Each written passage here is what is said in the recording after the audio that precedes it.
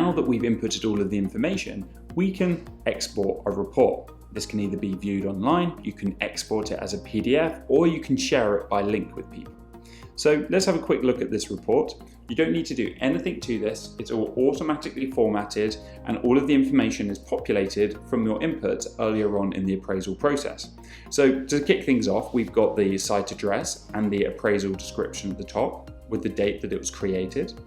We then have a Google map of the site, which is automatically populated from the site address, the development summary, which we inputted on the appraisal page. And then we've got a one-page summary financial appraisal. So this shows you all of your key metrics and data points all on one page. So as you can see at the bottom here, we have the project IRR, the return on equity, return on cost, and return on GDV, also the profit figure. We then break this down into sections. So we then go into a lot more detail. So we got the sales breakdown. So here we can see the number of units, the square footage, the pounds per square foot, the values, etc. With the full list and schedule of accommodation.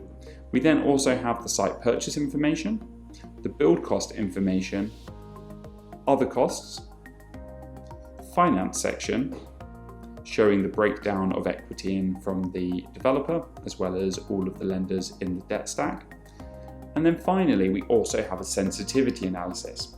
And this sensitivity analysis is very useful because it looks at what happens in different scenarios. So here we can see what happens if the GDV, the gross development value, drops by 5 or 10, 15 or 20%, or goes up. And what would happen with that scenario against the build cost, either going up or down. So, for example, our base case scenario is here in the middle.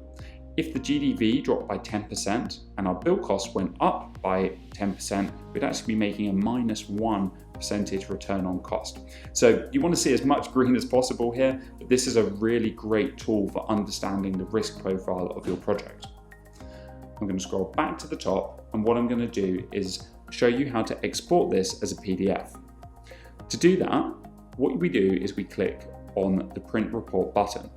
From here, this opens a print dialog, and what you want to do is make sure that the background graphics are ticked and headers and footers is unticked. Now you can see from this preview that the pages are perfectly formatted on a page-by-page basis, ready for saving as a PDF. You'll need to choose Save as PDF from your print dialog over on the right, hit save, and that will save this as a PDF to your dashboard or your downloads for you to save and share with whoever you want to. The final way of sharing this is by link. So I return back to the project page here. Next to an appraisal, I can click the menu and click share. When I do this, I can turn on link-based sharing, which puts you in control of who you are allowing to see your appraisal. I'm going to copy that link and I can send that by email or by chat, however you want, to whoever you want. So that's ideal for sharing projects both internally and externally within your business. When the person receiving that opens it, they will see the following. They will see a summary, a web-based summary of that appraisal.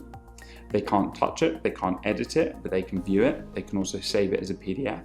And if they are an Aprao customer, they will also have the opportunity to click this button and save that appraisal to their dashboard to edit a copy. But don't worry, it won't change your original appraisal.